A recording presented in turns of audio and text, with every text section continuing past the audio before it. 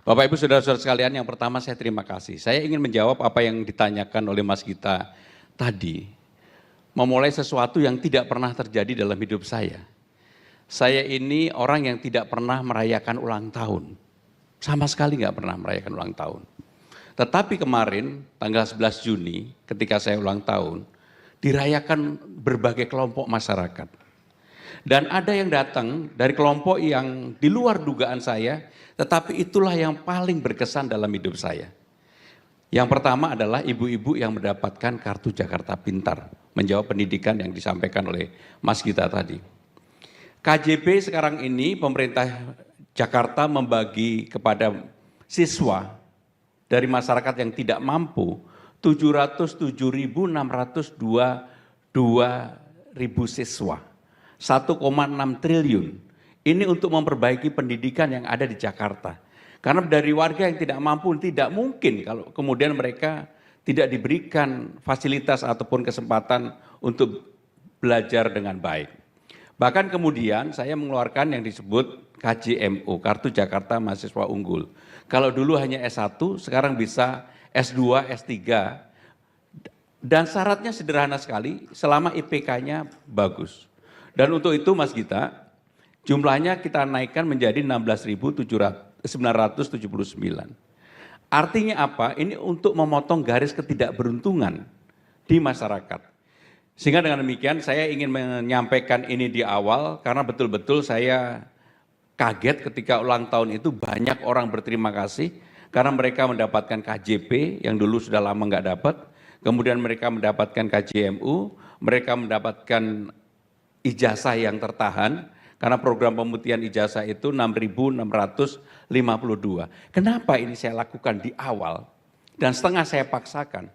Karena saya yakin kalau Jakarta mau baik dan maju, yang paling utama itu tadi. Seperti ketika Mas Gita menyampaikan di Beijing, di Cina, maupun di negara-negara maju, pendidikan itu adalah hal utama.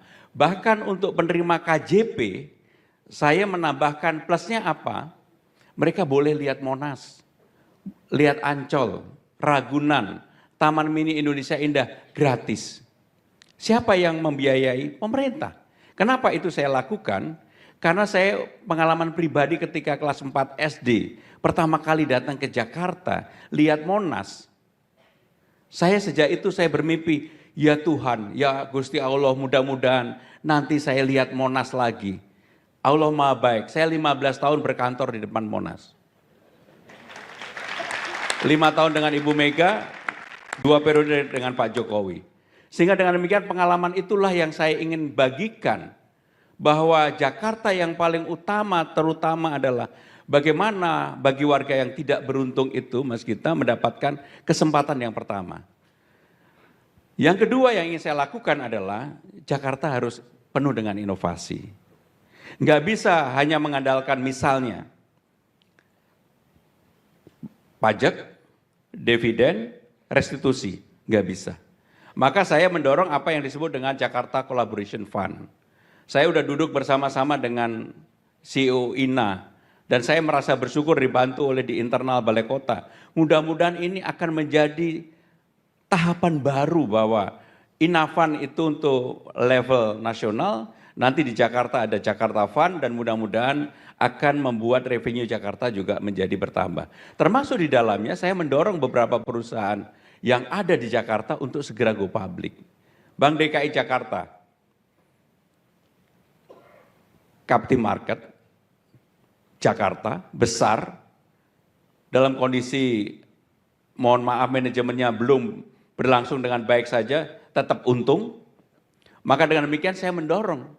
Dan ketika penentuan direksi yang baru kemarin, dari semua direksi maupun komisaris, saya hanya kenal satu orang yang namanya direktur utama, yang lain saya tidak kenal. Kenapa tidak kenal saya beri tanggung jawab? Karena saya profesionalisme. Saya sekretaris TPA 10 tahun, orang yang menentukan pada level pusat sehingga saya tahu caranya. Bagaimana merekrut orang, CV-nya saya gunakan untuk itu. Saya hanya bilang, tidak boleh ada titipan, semuanya profesional, kerja keras, tetapi saya kasih target. 1 tahun lagi kalian harus bisa go public, dan kantornya mari kita bangun bersama-sama, kita carikan kantor yang ada di Jakarta di tempat utama supaya ini menjadi semangat bagi siapapun yang akan bekerja ataupun akan menggunakan Bank Jakarta. Dan mungkin saya akan melakukan rebranding, tidak lagi Bank DKI. Kenapa saya lakukan rebranding? Karena sebentar lagi Jakarta sudah tidak ibu kota, dan untuk itu saya berharap betul Bank Jakarta atau Bank Internasional Jakarta atau apapun namanya nanti betul-betul bekerja profesional. Yang kedua, Pamjaya. Pamjaya ini sekarang memberikan kontribusi 71% buat warga Jakarta. Tantangannya adalah, saya katakan pada jajaran direksi Pamjaya, bisa nggak di tahun 2029 100% air bersih Jakarta bisa terpenuhi? Kalau bisa, 71% aja konsumennya, kliennya, itu sudah 2 juta lebih. Kalau sampai bisa 100%, maka kurang lebih 3 juta kliennya, 3 juta lebih. Dan kalau itu, saya akan dorong juga untuk IPO. Size-nya pasti besar banget, gede banget, dan ini kan kaptif. Air selalu dibutuhkan oleh masyarakat kita, terutama Jakarta. Maka dengan demikian, dengan cara-cara seperti itu, inovasi yang ada, saya meyakini bahwa Jakarta ini mempunyai ruang peluang untuk bisa katakanlah naik kelas sebagai kota global dunia saat ini. Kita memang ranking 74 dari 156. Dan untuk itu Kerni menurut saya potretnya sudah benar. Persoalan utama di Jakarta sebenarnya, dari 5 kriteria yang diukur Kerni, 1 sumber daya manusia.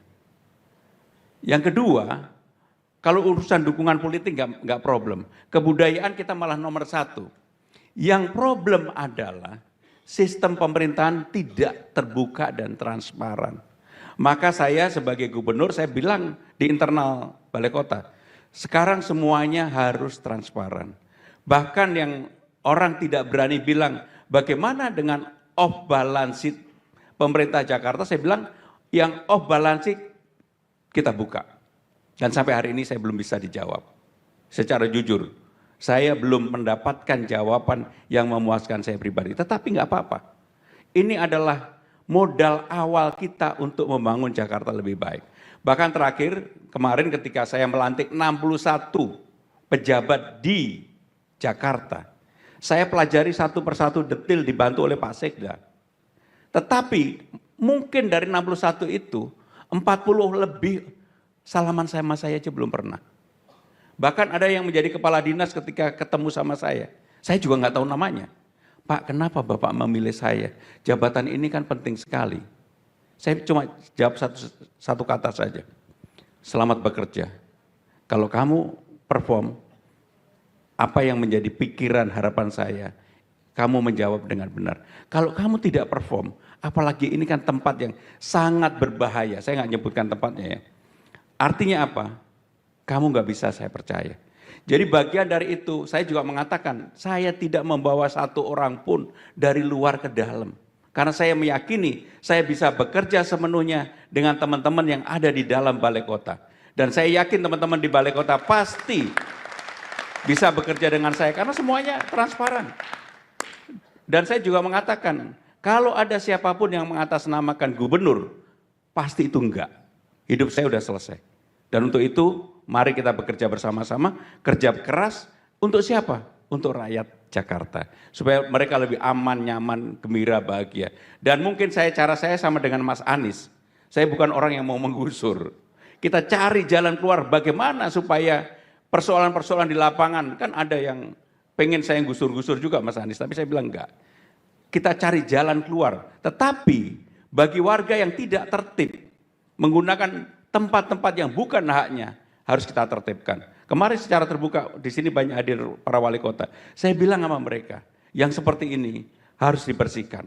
Dan untuk itu saya meyakini bahwa Jakarta kalau sudah bukan menjadi ibu kota, maka akan menjadi berandanya ASEAN. Menjadi tempat sebagai kota yang nantinya harapannya menjadi kota global, pusat perekonomian, dan sekarang kita sudah 17% dari PDB. Harapan saya dengan Jakarta tidak menjadi ibu kota, bukan turun, malah naik.